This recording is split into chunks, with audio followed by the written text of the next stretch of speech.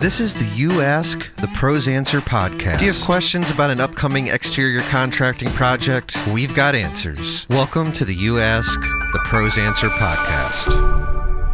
Hey, welcome to the You Ask, the Pros Answer podcast. Your questions answered by the pros you trust. My name is Cole, and with me today I have the true pro, Aaron Rogers. Aaron, how's it going? It's going, Cole. I'm happy to be back in the saddle. So, yeah, we have missed you the last couple weeks. However, you actually were here last week, believe it or not. It was just we re-released an episode, so the audience saw you. However, what they did not see last week was the mustachio on your face. And before we get into today's question, I want to ask for my own personal benefit, how are you able to get away with that with Mary? Dawn shudders whenever I walk into a room with just a mustache, and she kind of refuses to go out in public with me. So mine, so for those who don't know, I had a surgery, so I was kind of sick leading up to my surgery, had emergency surgery, and then I was home for a week. So I had 2+ weeks of being home with the wife and kids. My oldest son is currently in the middle of a bet with his youth pastor or his youth minister for not shaving his mustache for a year. So kind of as a joke, I wasn't shaving every day like I normally do. So as a joke, I was like, I'm going to do just a mustache, which I've never done before. I've always done full beard, never done just a mustache. So what started as a joke kind of just ran with it. So we're still in the beginning stages of the mustache. So I'll say that right now, Mary doesn't mind it. Okay. So we'll see. My mustache tends to get a little wild. It's not a tame mustache. It doesn't really grow kind of in a downward motion. All of the hairs decide to go in which direction they want to. So whether or not I can tame the thing and have it grow and flatten down, it's yet to be determined. Well, from one bro to another bro, I like it. I think it looks good. Thank I you. do think if it becomes a staple, do we have to redo Rufus there behind you? Do we have to give Rufus a mustache with a Sharpie? Or no? Okay. No, we can. What was the Chuck Finkelstein or whatever your alter ego was? Yeah. Just the glue-ons. That's true. Yeah, we can print it out. Chuck. All right. So, each week we answer a question. Typically, it's related to what we do day in and day out. Yeah. Most of the questions we've received from customers over the years. Sometimes we just kind of do our best to guess what customers are asking to kind of hit them off at the pass. However, this question this week comes from one of our most devoted listeners. Okay. Now, he happens to also be a Pro Exteriors team member, but he's a listener as well, so we'll give him credit for both. How do I avoid a 50-year mistake is kind of the gist of what he was getting at. And this is not a dating show. So if you tuned in because you saw the title and thought they're going to be talking about picking a mate, that is not what this is about. This is talking about choosing finishes or colors to go on the exterior of your house. So how do I avoid a 50-year mistake? I think most of us learn best, hopefully, from others' mistakes. We don't want to make our own mistakes. So I was thinking maybe to get kicked off, we could talk about a couple of real-world instances that we have experienced, and then we'll go from there. So when Josh wrote in, there was an email thread going back and forth. You shared what he had submitted to our info at askproexteriors.com and put "you ask" in the subject. Yep. A customer of ours chose 2 colors and signed the contract based on this selection. However, once it was up on the wall, she hated it. That is the extent I know of this project and this situation. Could you share with me and the listeners what this project was, what the scope of it was, kind of the background behind it? Yeah, so this was a reside project. The customer had signed for tearing off all of the old 1980s vinyl, putting all new house wrap, new window wrap, all new sheathing, and then we were doing a difference of three walls. The two sides and the rear were just going to be standard kind of lap siding, and then the front was going to be board and batten. Mm. So there were two different colors chosen. All the lap siding was one color, and then the board and batten was another color. Everything was pretty well laid out, very specific in the contract that we signed with the customer. Um, and then there was some confusion when the actual product got installed up on the walls. The homeowner was like, "That's not what I asked for." Um, so, does it happen often? No, maybe once a year we deal with something like this, but sometimes it's a breakdown in communication between spouses. It could be the husband said they wanted this and the wife wanted this, and then whoever actually is signing the contract maybe signed off on something that the other one wasn't party to. Sometimes it's a matter of looking at the color chips. Sometimes the samples that we provide aren't huge, and the colors can look different inside depending on your inside lighting and outside.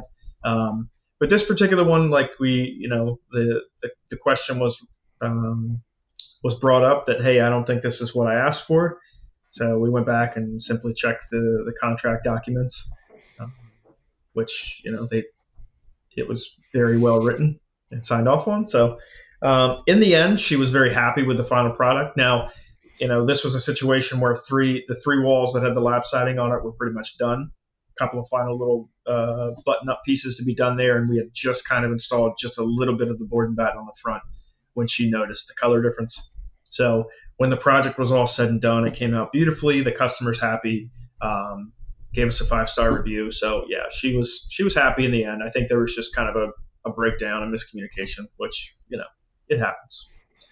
So Was this the three sides? Was it vinyl lap or was it another yes, product? Okay. yep, And then what was the board and batten? Was also that vinyl. vinyl as well? Okay. Yep. All right. So that's a situation where happy ending. Uh, there was another project that you mentioned in that email thread I referenced Yeah. that took, and obviously we're not going to mention anybody's names in this or Yeah. addresses, but I will mention this was a project in Dewey Beach. Mm-hmm. Um, husband chose a quote very unique color. Very unique color. One that was the first time we had ever used it, and it was the last time we'd ever used it. And so before I go on, listener, what you might not know, for each of the products that we use, the manufacturers limit the available colors based on region. And Aaron, correct me if I'm wrong. Some of the reasons are just because the climate or the surrounding colors of the region might Yes. make it more appropriate for certain colors. Some of it's availability, is that right, based on where the actual product's manufactured? Or Yeah.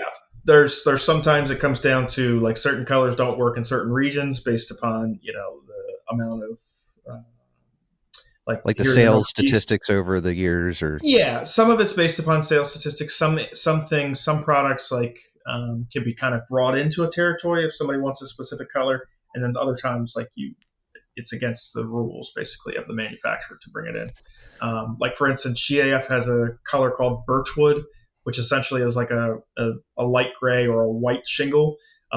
Birchwood is available in almost every other territory, but here we specifically don't use it here because our climate has a higher percentage of like algae and organic molds and stuff like that. So white shingles typically in the first couple of years are going to not look white anymore. So we simply don't sell that color in this region. So yeah, so the manufacturers help mitigate mistakes like this from happening somewhat by limiting the color palette. But yeah, I'm assuming that in this instance that we're about to talk about, this was a color that was available in our yes, region. Okay. And it was yep, still okay. So yes, husband chose the very unique color. Husband and yep. wife come down. I'm assuming, was this a vacation home or a second home? Second home, yes. Okay. You said the wife didn't even get out of the car yet Nope. and had a certain reaction, Yes. basically said, I don't want that. Yep. Um, Yep. $30,000 mistake. Yeah. They paid us to remove the old and install, is it seagrass? Yep. Seagrass Okay. was the second color. Yeah. So could you describe the scope of this project again, what the background was, how the process Yeah. took place? Yeah. So this was an older beach home down in Dewey Beach. Nothing crazy, nothing fancy, like an old cottage style home, probably built in the 60s or 70s. So we did new roof, new siding, new gutters, new trim, all that stuff. Uh, Easy color for the roof. I think it was Weatherwood, if I remember correctly. Weatherwood pretty much goes with almost any color you can possibly think of. And then for the siding, he chose, I believe the color name was Mountain Cedar. Um, so very specific color.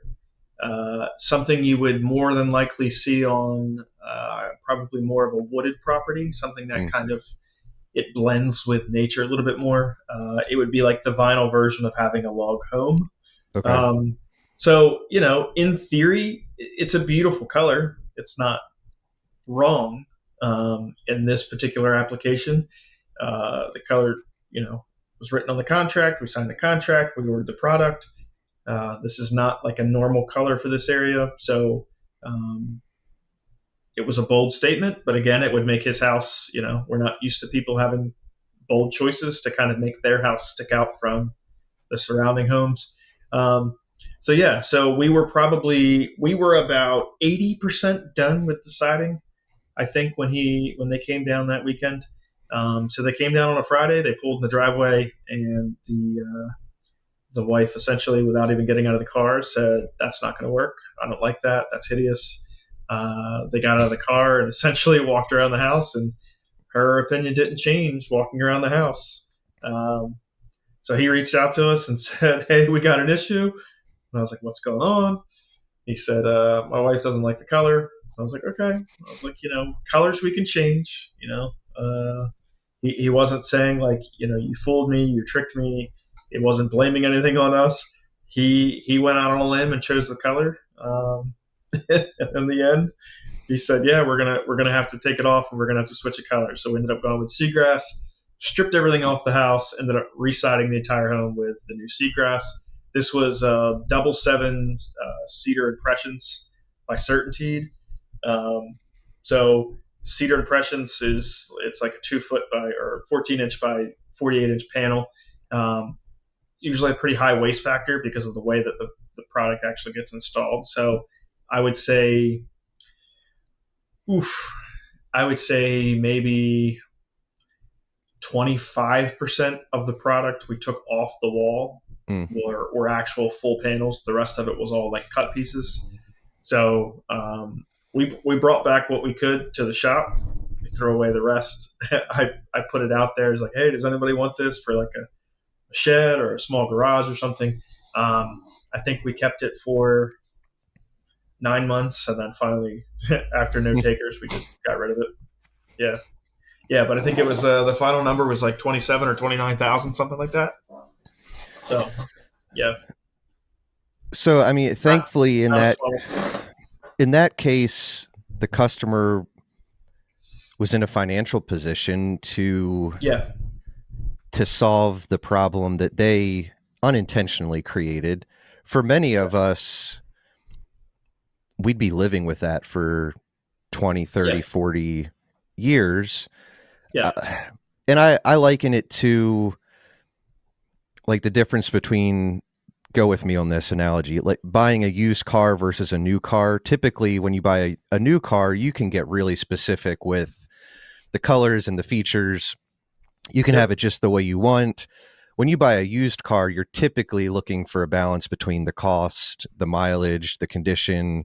The color is way down the line on importance. That's the world that I live in. yeah, I'm yeah, living in the the house we found. Yeah, I like the look of the outside of it. Is it how I would have designed it if I was custom designing it? Probably not, but it'll Right. keep me dry. Yeah. So, how do you and Brad and Keith, our other exterior specialists, when you're meeting with a homeowner, how do you try to counsel them to make a decision that they're going to not only be okay with for the life of the product, but really be proud of it at the end of it? So normally when we meet with a client, there's a couple of different ways that we can kind of guide them or help them find their colors. In rare occasions, people know exactly what they want. Again, if they're doing, one product, say they're only doing the roof or they're only doing the siding, it makes it a little easier because we have one constant color to kind of balance off of. Yeah. Uh, but so a lot of times it's going to be okay if you have this color roofing, then like these are the most popular color choices for siding with kind of your palette. We've been in business, 20 years, so we have enough photos of projects that we've actually done. We can pretty much get you color combination photos of almost any color combination for roofing and siding. So we usually can steer them, in the direction that they want to go and provide them with examples so that they can actually see like whether or not it would be a good fit for their house. Um, you know, Sometimes we do get people that kind of want some things that maybe we wouldn't necessarily choose as the professionals. Um, Very, very rarely. I don't think that the other guys do. I know I personally have had some people choose some colors, and I have gave them just kind of a heads up warning. It's like, hey, I just want to let you know that is a very, very bold color choice. Um, for instance, I had a guy down in Fenwick Island that we redid his roof, his siding, all his trim, his gutters, and everything. And he went with Patriot Red for his roof. Mm. This was pre-COVID when Patriot Red was still available through GAF. So he went with Patriot Red for roofing, which is not even remotely a popular color. His siding was a very deep blue, and then all of his trim was white. So his house ended up being red, white, and blue. But again, this is a 3-story tall beach home in Fenwick Island. Um, it was a very, very bold color choice. In the end, it looked okay. I wouldn't have chosen the Patriot Red roof, but again, it's not my home. I don't live there, and it's not my money to spend. Um, but we have software where we can basically take photos of your home and end up creating like a 3D rendering. So in the instance of somebody that's having kind of some difficulties choosing, normally we can sit down in front of them with the computer and we can create a 3D rendering with them sitting right in front of us. We can go through almost every manufacturer color palette, try to create the most realistic rendering that we could possibly create for them. And then if they're still kind of trying to figure out what's going on, the next step we normally do is to give them like real life samples. We carry around like the little trifold binders that have the little sample splotches that are only like maybe an inch by an inch. Um, it's a good start if you're choosing a safe color. The light grays, the whites, like some of that stuff's never going to change. Like you don't have to see a larger sample because those colors are just kind of they're simple. Yeah.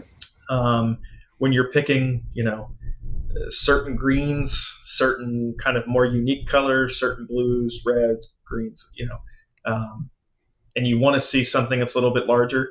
We have done like sample walls for people before where we've built like a little 2-3 foot wide by say 4 or 5 foot tall. We'll put a little piece of roofing shingle on there. We'll put some white trim.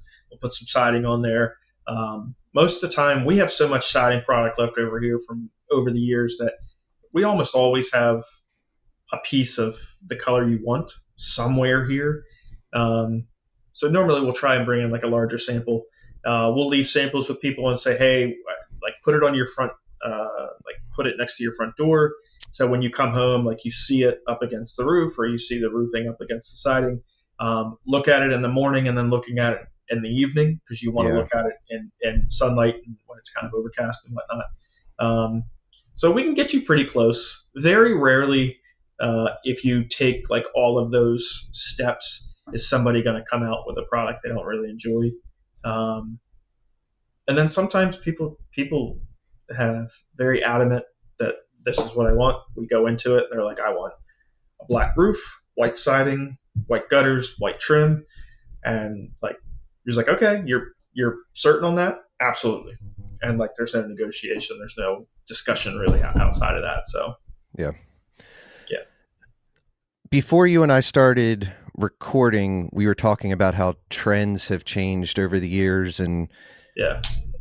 and those trends, obviously you can drive through new neighborhoods and be like, okay, this neighborhood was built between this year and this year. How or what advice do you give homeowners when choosing colors?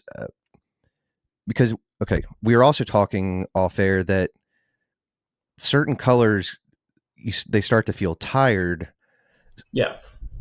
but you don't want them to make a decision that's so far out there that you almost know with a high certainty, percentage chance of certainty, whatever, that when the project's done, they're going to be super unhappy with it.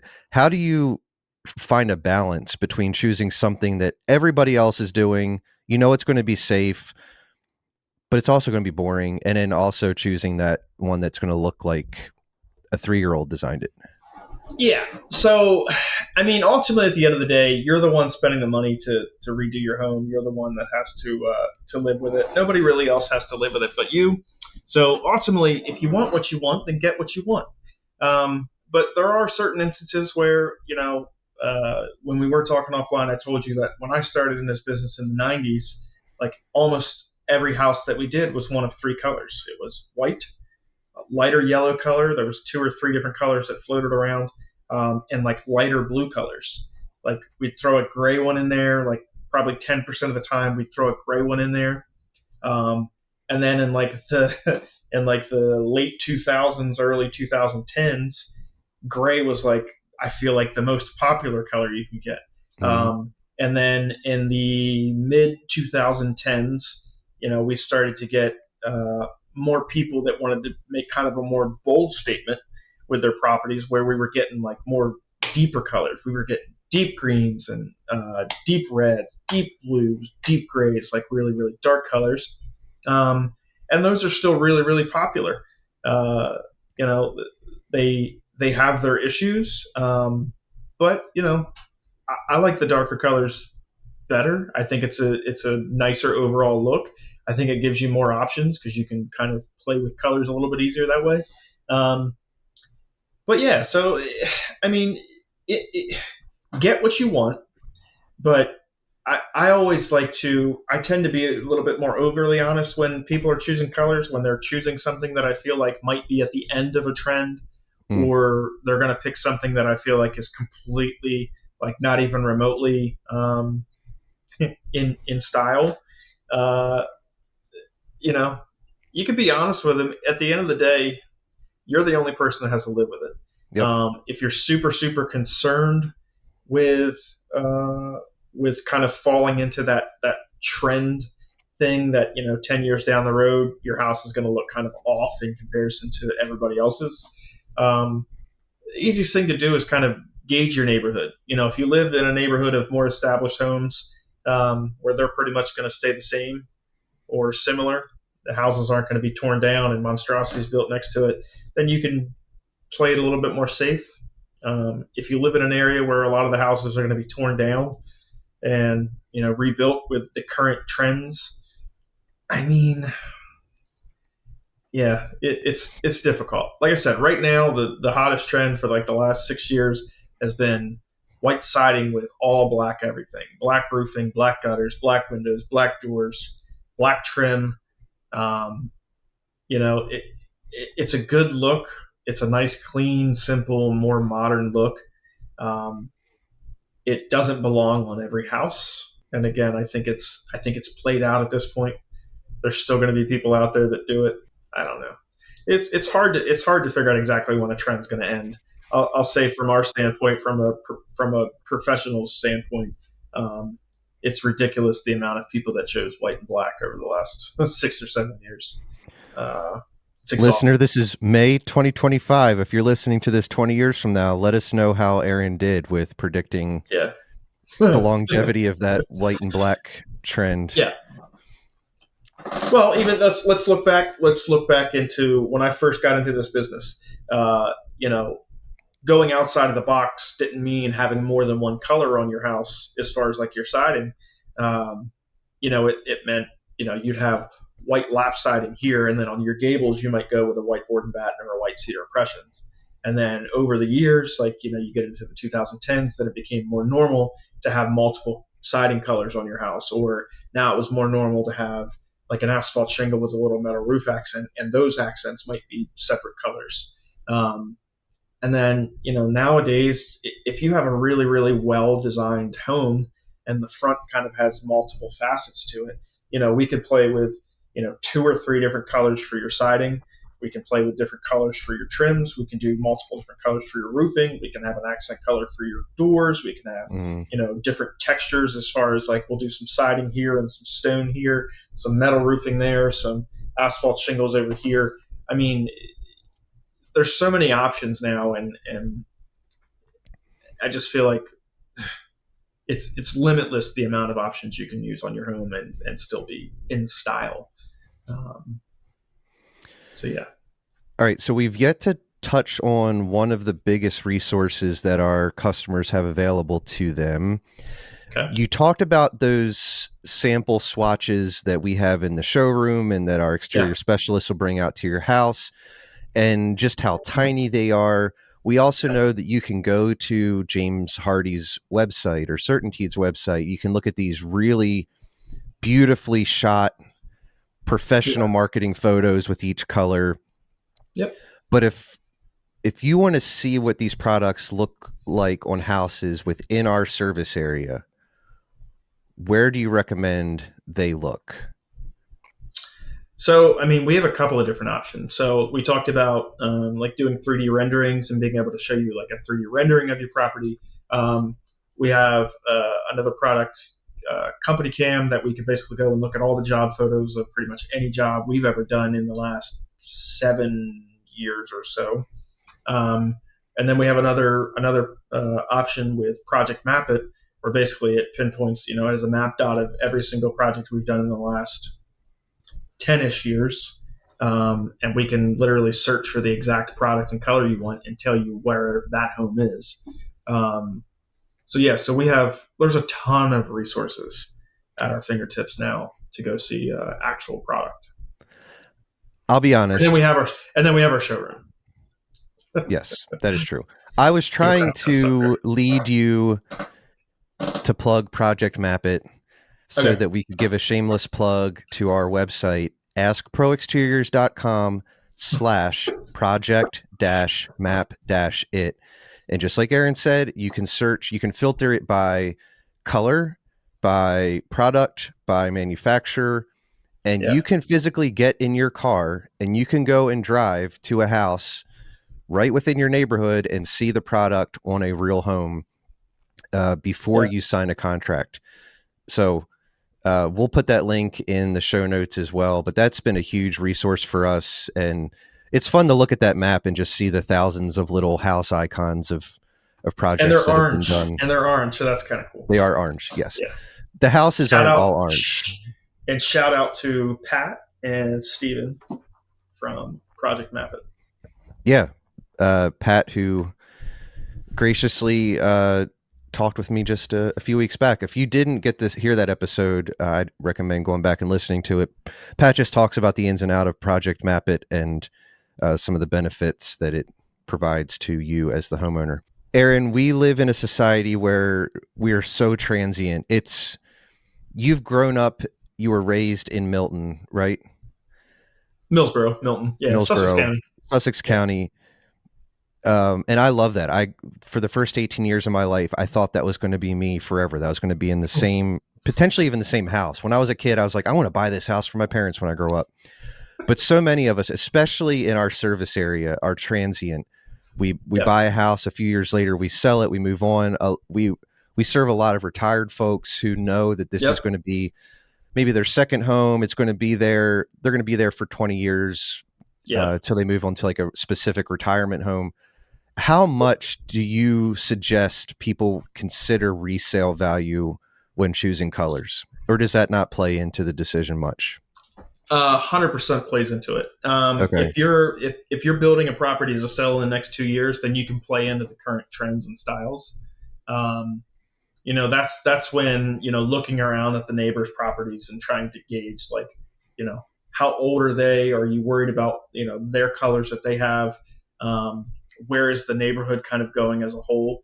If you're planning on building a house or buying a house and remodeling it, and your exit plan is 2 to 4 years, then you need to really, really pay attention to kind of the current trends to make sure you're kind of playing into those trends without, like, catching, like I said, you don't want to be on the tail end of the trend and be 4 years down the road when everybody's like, I can't believe they did that for 10 years. If your plan is to basically build your forever home and die in it, then it doesn't really matter. Yeah. Get whatever you want. It doesn't really matter. The average home ownership is 7 years. So if you're the type of person that you're not here for the long time, you're here for right now, and 4 years from down the road you're flexible and you might leave, and it might be 6 years, it might be 10 years. Again, always figure out like what your exit strategy is. So That's good advice. Yeah, listener, if you're moving into a new home in the beach areas, Lewis, Milton, Rehoboth, those areas, and your kids are starting high school and you're buying this big house, maybe be thinking, like, is this going to be the house that my wife and I want to live in once they're off to college? Or if you're moving into a 55 and older community and you're like, you know what, I'm going to be here forever.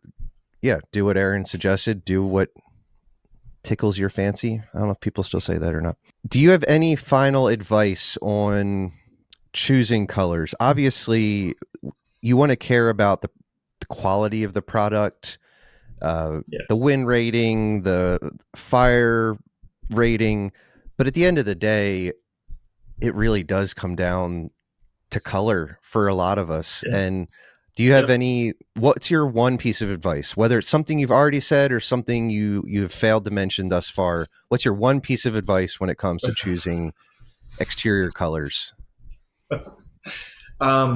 Just one, and I will cut you off if you ramble. Just buy what you want. At the end of the day, like I said before, you're the only person that really has to live with it. Nobody else, other people's opinions of what you do with your house should mean absolutely nothing to you. You're the only person that has to be happy with the color choices that you make. So just, if you're happy, get what you want. You be happy with it. That's it. Aaron, last question.